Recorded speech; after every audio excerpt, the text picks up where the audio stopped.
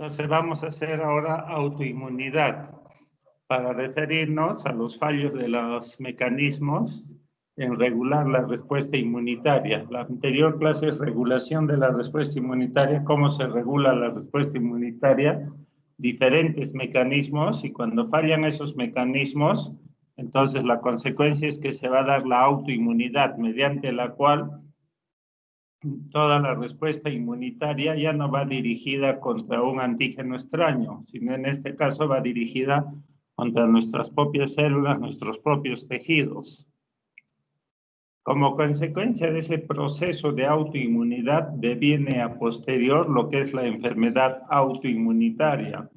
Enfermedad es cuando ya hay un conjunto de síntomas y signos que el paciente refiere, que los médicos detectan en los pacientes, y eso es lo que se llama la enfermedad. Habrá pues unas 200 enfermedades autoinmunitarias. O sea, son diversas las enfermedades autoinmunitarias que prácticamente afectan todos los órganos de la economía. Naturalmente que unos más que otros, pero enfermedad autoinmunitaria hay contra todos los órganos de la economía. Esa enfermedad autoinmunitaria se sucede en la fase efectora inflamatoria de la respuesta inmunitaria, cuando entran en juego las citocinas proinflamatorias, las células. Un ratito, espérenme, por favor. No. Sí.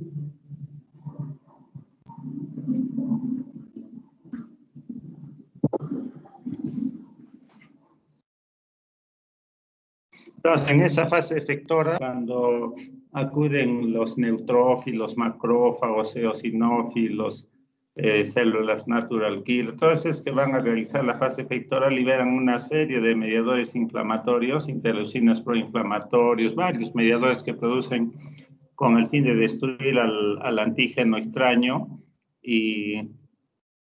pero al mismo tiempo se destruye células del propio organismo. En esa fase efectora inflamatoria es cuando se da la enfermedad autoinmunitaria.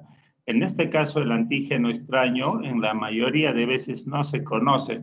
En enfermedad autoinmunitaria la mayoría de veces no se conoce con exactitud quién es el antígeno responsable de desencadenar las enfermedades autoinmunitarias. En algunos casos ya se conoce, pero en la mayoría de casos no. ¿Se puede generar una autoinmunidad a nivel central, o sea, a nivel del timo, de la médula ósea? En realidad no está bien documentado esto de que sea fallos en la selección negativa a nivel del timo como causa de autoinmunidad y de enfermedad autoinmunitaria.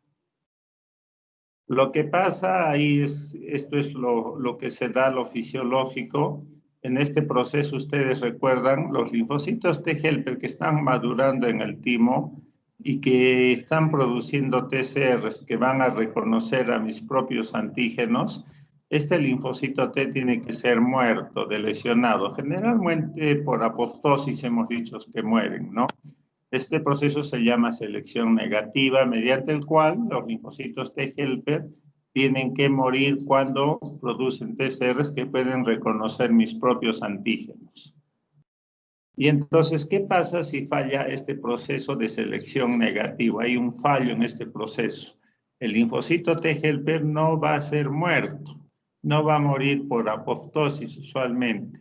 Entonces, este linfocito T helper que está produciendo TCRs para reconocer lo propio, estos linfocitos T van a salir a la periferia, a la sangre, y allí pueden morir, ¿ah? Pueden morir, perdón, salen a la sangre y allí pueden autoagredirme porque van a reconocer a mis propias proteínas, a mis propios antígenos de las propias células. Entonces, ese es el fallo en la selección negativa mediante el cual los linfocitos T autorreactivos pueden autoagredirnos y causar enfermedad autoinmunitaria.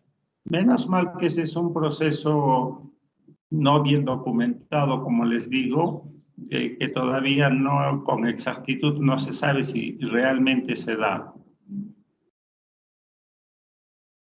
Pero la autoinmunidad a nivel periférico, en ganglios, en el vaso, eso sí se puede dar, ¿ya?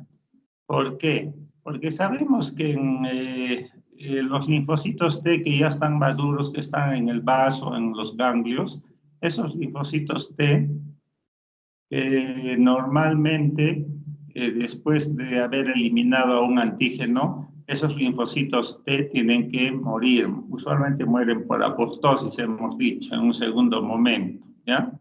Pero si no mueren, persistentemente van a seguir activos y se pueden volver autorreactivos.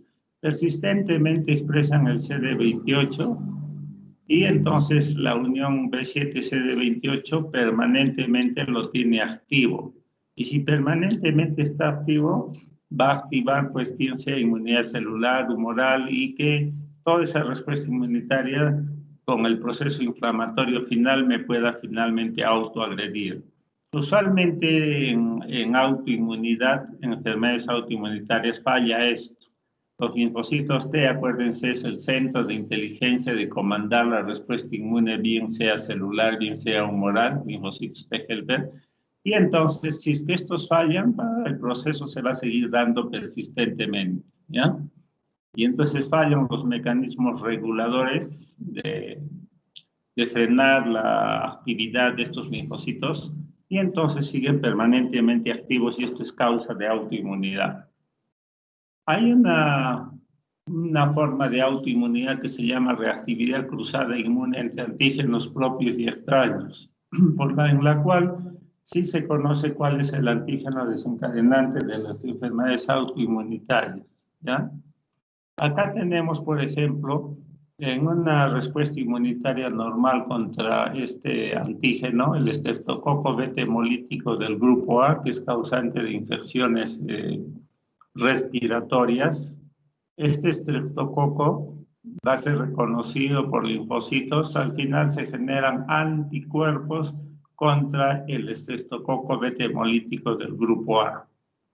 Estos anticuerpos puede suceder que también reconozcan a mis propias células, ¿ya? Y se formen anticuerpos, por ejemplo, contra células del corazón, contra el sarcolema del corazón, en razón de que estos anticuerpos van a reconocer epítopes de las células del corazón que son semejantes a epítopes del estreptococo beta hemolítico del grupo A. Y entonces los anticuerpos van a agredir al corazón, van a generar una respuesta inmunitaria inflamatoria al final, capaces de inflamar a las células cardíacas, causar lo que se llama una carditis, ¿ya? Igual puede suceder, estos anticuerpos también se pueden formar contra epítopes de las articulaciones que son semejantes a epítopes del estreptococo y dar una artritis.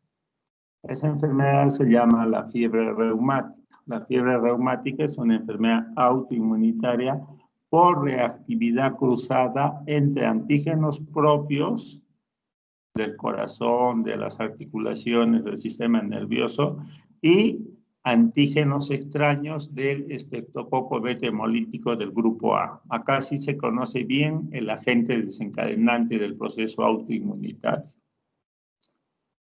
Hemos hablado que fundamentalmente la inmunidad adquirida son dos tipos, básicamente se diferencian en dos tipos, en lo que es inmunidad celular y en lo que es inmunidad humoral.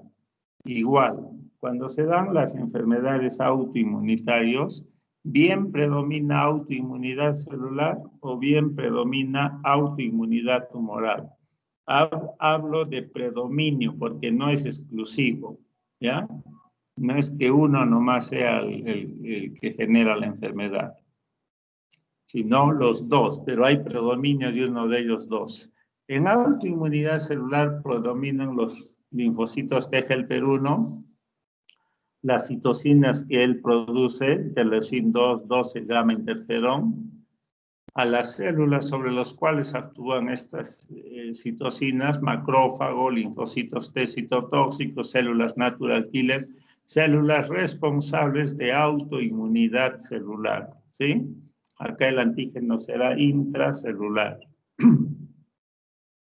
Y en la autoinmunidad humoral va a predominar los linfocitos T helper 2, sus citocinas que producen 4, 5, 6, 9, 10, 13, que activan linfocitos B, después células plasmáticas, producen anticuerpos. En este caso van a ser autoanticuerpos.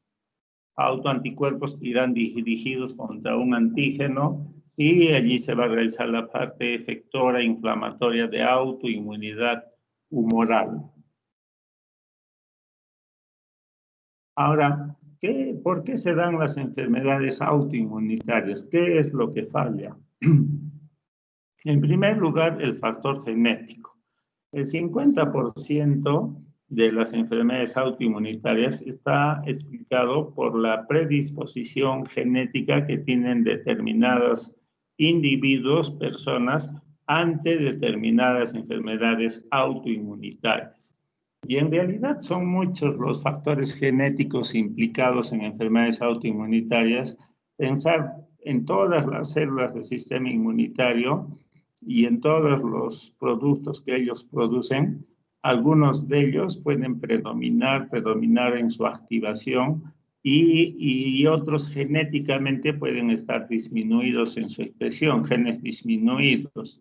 Los genes de producción de tolerancia inmunológica, por ejemplo, estar disminuidos y predominar todos los genes que hacen expresar sobreactivación de las células inmunitarias, sobreexpresión en la producción de interleucinas proinflamatorias, por ejemplo.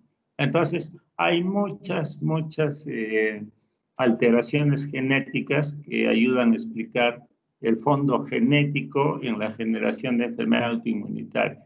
El más conocido es la sobreexpresión genética en la producción de determinados haplotipos del complejo mayor de histocompatibilidad que se expresan en las membranas de nuestras células. Por ejemplo, se hacen bastantes estudios en enfermedades autoinmunitarias y se ven que las enfermedades autoinmunitarias tienen predominio en la expresión de un determinado haplotipo en las membranas de nuestras células. Por ejemplo, cuando predomina el haplotipo HLA-B27, esas personas que tienen predominio en la expresión de ese haplotipo tienen bastante posibilidad de ser una enfermedad autoinmunitaria llamada espondilitis anquilosante y también otra enfermedad autoinmunitaria, la psoriasis, ¿ya? Entre otras. Y así por el estilo, la artritis reumatoidea tiene predominante, las personas que tienen predominante el haplotipo HLA-DR4, HLA-DR2, esos tienen más predisposición genética a desarrollar artritis reumatoidea. Sobre un fondo genético establecido pueden actuar otros factores y hacer aparecer las enfermedades autoinmunitarias. Agentes infecciosos, sobre todo los virus, pueden estar asociados al desarrollo de enfermedades autoinmunitarias. El virus de la hepatitis B está bien documentado que puede desencadenar la aparición de una enfermedad autoinmunitaria llamada poliarteritis nodosa. Y en el seminario que ya les he colgado, vamos a ver que el virus, el COVID, también está implicado en enfermedades autoinmunitarias, ¿ya? A propósito de esta clase es que vamos a hacer esa revisión de enfermedad autoinmunitaria en pacientes COVID. para ver cómo los factores infecciosos pueden desencadenar enfermedades autoinmunitarias. Factores ambientales diversos, la contaminación ambiental, el hecho de fumar mucho, los fumadores están más expuestos a determinadas enfermedades autoinmunitarias y principalmente el estrés. El estrés que es concebido como tal, como una preocupación por multiplicidad de problemas, todo eso es estrés si no es controlado emocionalmente. Ese estrés que es concebido en nuestras neuronas, al final de cuentas activan a nuestras neuronas, a las células del hipotálamo, del hipócampus, que produzcan una serie de hormonas, de neuropéptidos, que tienen receptores a nivel de las células inmunitarias y que pueden sobreactivar a nuestras células inmunitarias. Y si es sobre un fondo genético preestablecido para una enfermedad autoinmunitaria, esas células se activan y van a permanecer activas persistentemente. Las enfermedades autoinmunitarias muy pocas veces tienen cura, muy pocas veces se curan, porque el antígeno desencadenante no se lo conoce con exactitud y el tratamiento en gran cantidad de pacientes tiene que ser permanentemente, años, hay veces toda la vida, ¿ya? Hay factores hormonales también implicados en enfermedad autoinmunitaria. Las mujeres, por tener estrógenos, los estrógenos tienen receptores a nivel de los linfocitos que tienen por tendencia a activar a los linfocitos T o linfocitos B. Igual, los varones tenemos los andrógenos, pero en forma que también tienen receptores en las células, los linfocitos, pero tienen la propiedad más bien de inhibir su activación, ¿ya? Por eso es que a las mujeres les da más enfermedades autoinmunitarias que los varones. Ahí más bien los estrógenos juegan un rol en su contra de las mujeres. Entonces, cualquiera de estos factores infecciosos, ambientales, hormonales, sobre el fondo de un factor genético, todos estos están implicados en el desarrollo de enfermedad autoinmunitaria. Las enfermedades autoinmunitarias se clasifican dos clasificaciones. Una es según el número de órganos comprometidos. Pueden ser sistémicas en el sentido de que la respuesta inmunitaria va dirigida contra antígenos que están diseminados en todos los órganos de la economía, ¿ya? La activación que se producen de los linfocitos, varias clonas de linfocitos se activan, no solamente una clona antígeno específico, sino varias. Se forma lo que se llaman inmunocomplejos circulantes, o sea, el anticuerpo unido a su antígeno y estos dos unidos se llaman inmunocomplejos. Se forman en la sangre, en la linfa y están continuamente circulando, ¿ya? Se forman inmunocomplejos circulantes. En cambio, hay enfermedades autoinmunitarias que solamente van a afectar a un órgano. Se llaman órganos específicos. La respuesta inmunitaria está dirigida contra antígenos de una célula o de un tejido o un órgano específico, no es sistémico. ¿Ya?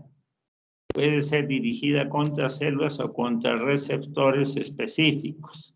Y la activación que se va a producir no es de varias clonas de linfocitos, sino solamente de una clona de linfocitos. Esta segunda clasificación es la que se usa, ya tiene vigencia durante muchos años y es según el mecanismo de cómo produce daño la autoinmunidad, ¿ya? Hay 4 tipos: hipersensibilidad inmediata, mediada por autoanticuerpos, por inmunocomplejos, hipersensibilidad retardada. Este término de hipersensibilidad se refiere a que nuestros tejidos son sensibles al daño de la respuesta inmunitaria. Son sensibles al daño de la respuesta inmunitaria efectora que les estoy diciendo. Las enfermedades autoinmunitarias, todas podrían ser clasificadas de hipersensibilidad, todas pues son sensibles, ¿ya? Somos sensibles a daños por nuestro sistema inmunológico. Veamos el de hipersensibilidad inmediata. Este tipo 1 se refiere a las enfermedades alérgicas. En las enfermedades alérgicas, no siempre, pero ahora ya se está conociendo a los antígenos desencadenantes. A los antígenos desencadenantes se los va a conocer como alergenos. ¿Quién hoy día no tiene alergias? Hoy día gran parte de la población, todos casi tenemos alergias. La contaminación ambiental nos ha venido a complicar la vida y hoy en día pues tenemos full alergias. De hecho, lo más conocido es tener alergia, por ejemplo, a la penicilina, que no es otra cosa que una proteína del hongo Penicillium, y ahí se obtuvieron para el tratamiento de enfermedades infecciosas. Es un antibiótico, la penicilina, ¿no? Y muchos tienen alergia a la penicilina, a esta proteína del Penicillium. Y eso es el alergeno. Otros tendrán alergia al polvo, otros al polen, otros a qué sé yo, pues tantos alimentos que a uno le pueden causar alergia. Se llaman alergenos. En un primer momento, este alergeno es reconocido por células presentadoras de antígenos, presentado a los linfocitos T, T helper 2 en esencia, y este produce en esencia citocinas la 4 y la 13, activan a los linfocitos B, se diferencian en células plasmáticas y ambas células van a producir inmunoglobulina E, cual se deposita en la membrana del basófilo y de la célula mast.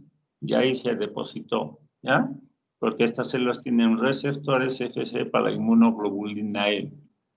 En una primera exposición no pasa nada, ¿ya? Pero en una segunda exposición al alergeno, este alergeno ya es reconocido directamente por las moléculas de inmunoglobulina E. Recuerden su región hipervariable de las moléculas de inmunoglobulina E. Ahí están las partes que reconocen específicamente a epítopes de este alergeno. Y entonces ahí sí tienen la capacidad de poder activar al basófilo, a la célula mast. Células que tienen una serie de mediadores inflamatorios. Y entonces al unirse al alergeno a la molécula de inmunoglobulina E, hace que se liberen todos esos mediadores inflamatorios. Uno de ellos es la histamina, pero hay muchos más. Por eso en las enfermedades alérgicas se les da antihistamínicos para bloquear la acción de la histamina, que es un mediador. Pero hay otros muchos más, como le digo. También participa acá los eosinófilos. Los linfocitos T helper 2 producirán más interleucin 4, 5, sobre todo la 5, que es la quimioatractiva de los eosinófilos, quimiotaxis de los eosinófilos, que también tiene sus mediadores inflamatorios, proteína básica catiónica, y contribuye al proceso alérgico. Si esa alergia es en la piel, me va a dar pues manchas rojas, ¿no? Cuando uno tiene alergia, lo primerito son manchas rojas en la piel. Si es a nivel respiratorio, me puede dar el asma. El asma es una alergia. Si es a nivel de los senos paranasales, sinusitis. Si es sistémico en todo el organismo, shock anafiláctico. Hablar de shock es hablar de algo de éstasis en la circulación de la sangre. Y si no circula la sangre, no llegan nutrientes ni oxígeno a las células y mueren, ¿ya? Eso es hablar de shock. Uno no actúa rápido, se muere por shock, dentro de ellos shock anafiláctico. El tipo 2 es mediada por anticuerpos, por autoanticuerpos dirigidas contra antígenos de un tejido.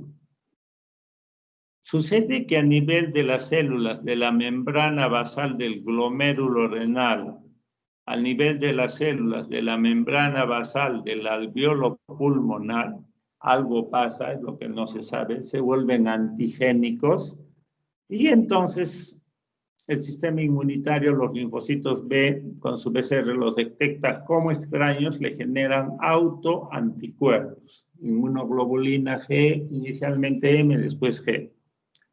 Y el anticuerpo unido a estas células van a causar la quimiotaxis, la activación y la atracción de neutrófilos de macrófagos. Neutrófilos y macrófagos que activos van a actuar contra las células de estas dos membranas basales. La resultante va a ser que hay daño a nivel del glomérulo renal, hay daño a nivel del alveolo pulmonar y va a haber sangrado. Sangre a través de la saliva proveniente del pulmón y sangre a través de la orina proveniente del riñón. Esa enfermedad se llama enfermedad de Goodpasture, ¿ya? Es una enfermedad autoinmunitaria por autoanticuerpos dirigidas contra membrana basal del glomero y del alveolo. Hay otro tipo 2 mediada por autoanticuerpos contra células. Por ejemplo, el glóbulo rojo, el eritrocito, algo pasa en su membrana celular, algo pasa que se vuelve antigénica. Me refiero a que sus proteínas, sus aminoácidos se alteran su secuencia, hay daño, etc. Y entonces se torna extraño al sistema inmunitario, le produce autoanticuerpos. Autoanticuerpos que una vez unido al glóbulo rojo van a activar a la vía clásica del complemento, al final el complejo de ataque de membrana C5-C9, lo cual produce poros. Y por esos poros ingresan líquidos, electrolitos, solutos y el glóbulo rojo estalla. Estalla y muere el glóbulo rojo, ¿ya? El glóbulo rojo cuando muere, la resultante va a ser que nos vamos a tornar pálidos, palidez, anémicos, ¿ya? A esta enfermedad se va a llamar anemia hemolítica por destrucción del glóbulo rojo, autoinmunitaria. Anemia hemolítica autoinmunitaria que se sucede en la sangre intravascular. Igual puede suceder, este glóbulo rojo se le ha formado autoanticuerpos y cuando este glóbulo rojo va hacia el vaso, hacia el hígado, ahí vamos a tener bastantes macrófagos que tienen receptores FC para la parte FC de estos anticuerpos. Y entonces, producto de esta unión, el glóbulo rojo va a ser opsonizado al interior del macrófago. Y el macrófago lo va a destruir en su interior al glóbulo rojo. Entonces, eso se va a llamar ¿qué? Anemia hemolítica autoinmunitaria que se sucede en el vaso, en el ganglio. Extravascular, ¿ya? El macrófago siempre es considerado como una célula fagocítica que produce fagocitosis. Pero en este caso, en realidad, no es como tal una fagocitosis, sino es una opsonización. El anticuerpo actúa como una opsonina.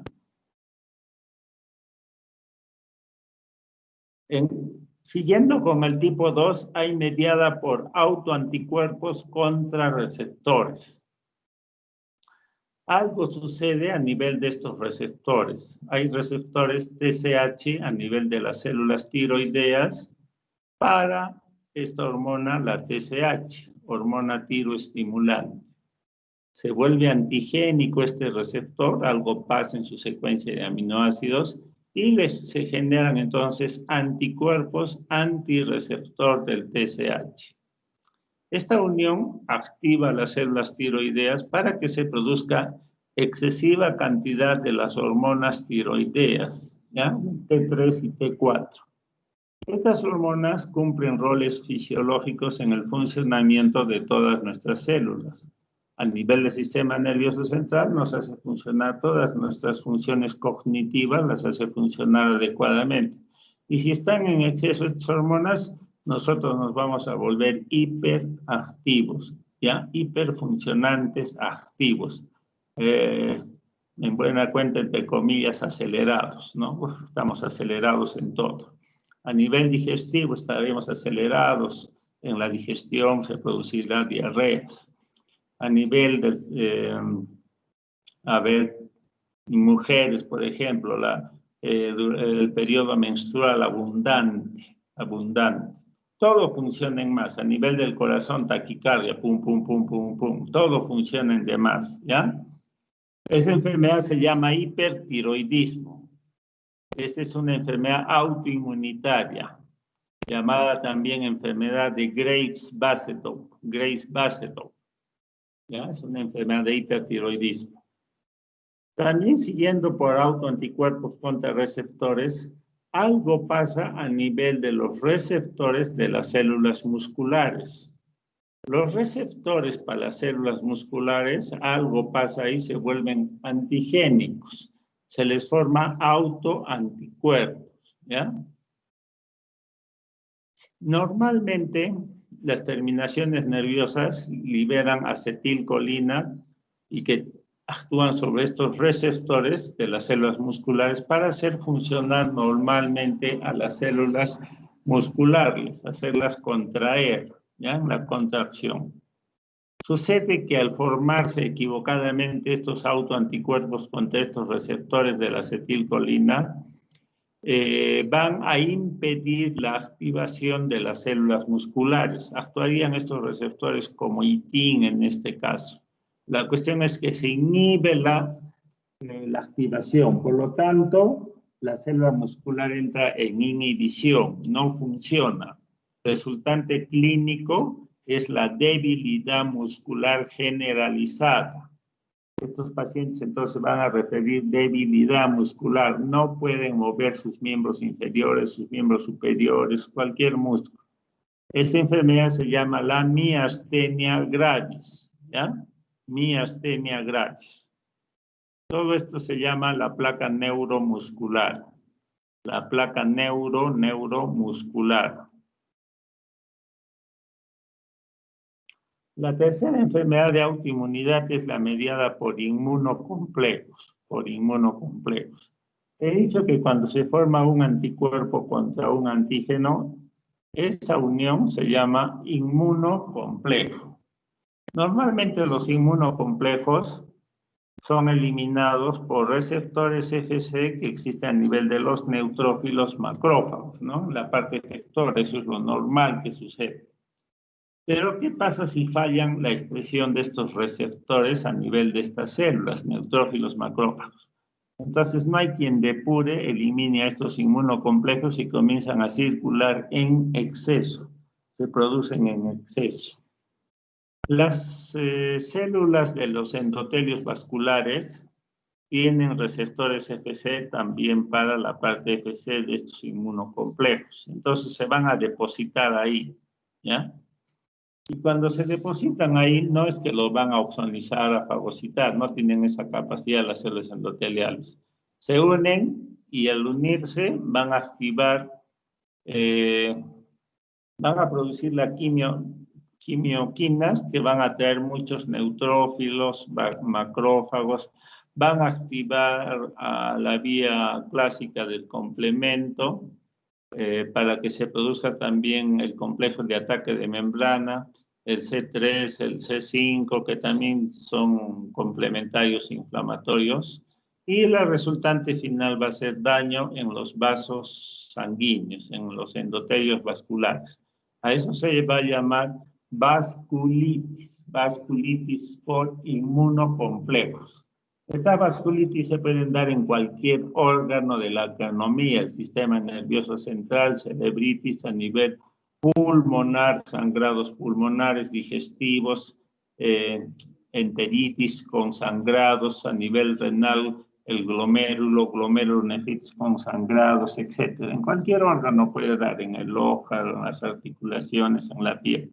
Son las enfermedades más comunes de autoinmunidad, esta mediada por inmunocomplejos, estas de vasculitis.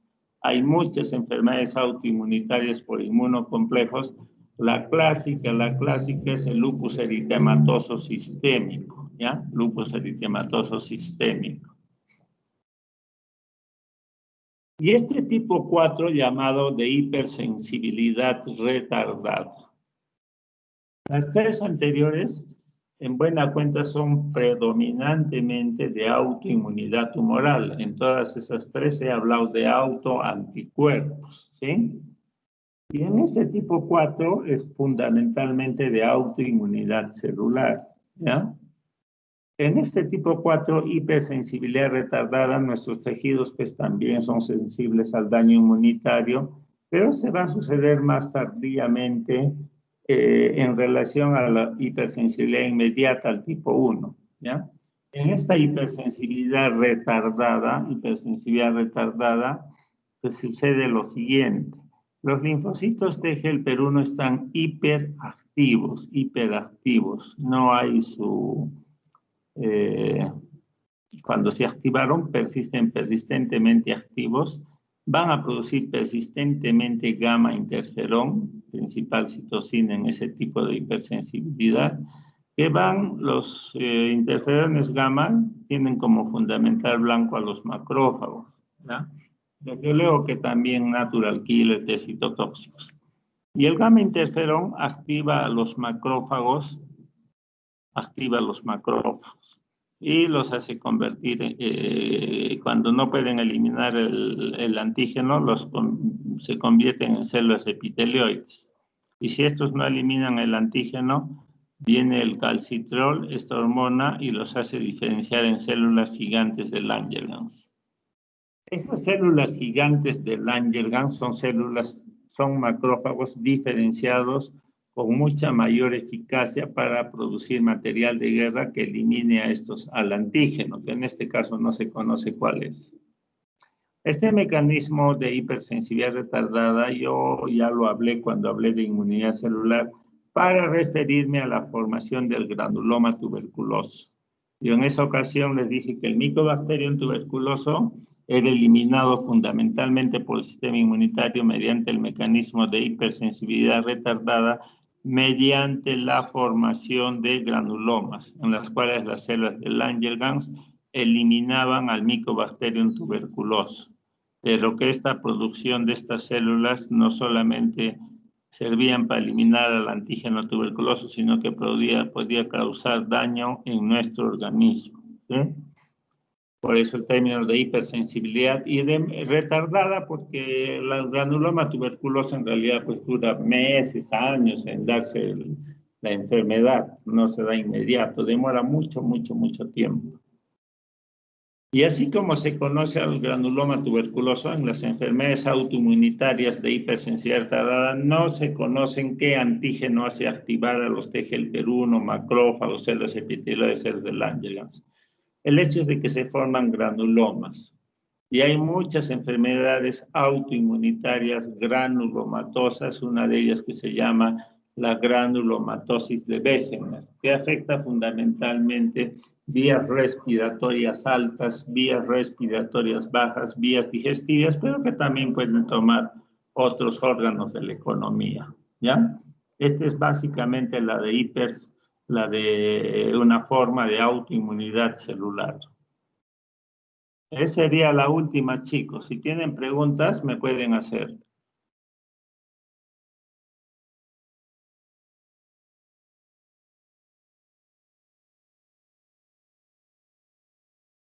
Doctor, ¿la artritis reumatoide de qué tipo se clasificaría, no?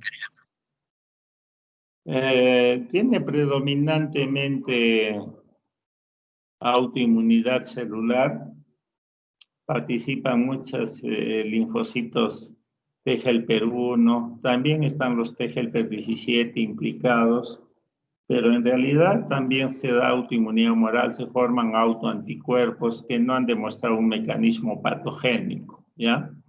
Entonces, más es de autoinmunidad celular, pero también tiene algo de autoinmunidad tumoral. Ya, doctor, gracias. ¿Qué más, chicos? Creo que nos agarró fríos, doctor, porque ya casi van a ser las 3. Bueno, chicos, entonces estudian el artículo, ya les ha llegado, ¿no es cierto? Sí, doctor, está en el Blackboard. Ya.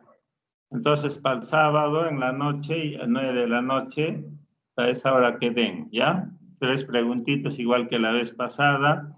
Tienen 4 minutos para responderlo y ya nos vemos la próxima semana, ¿sí? A discutir el artículo. Ya, doctor. Que les vaya Hasta muy luego. bien, chicos. Que tengan bonito fin de semana, que les vaya bien. Hasta luego con todos. Hasta luego, doctor. Hasta luego, doctor. Hasta luego, doctor. Hasta luego, doctor. Cuídese mucho. Hasta luego, doctor.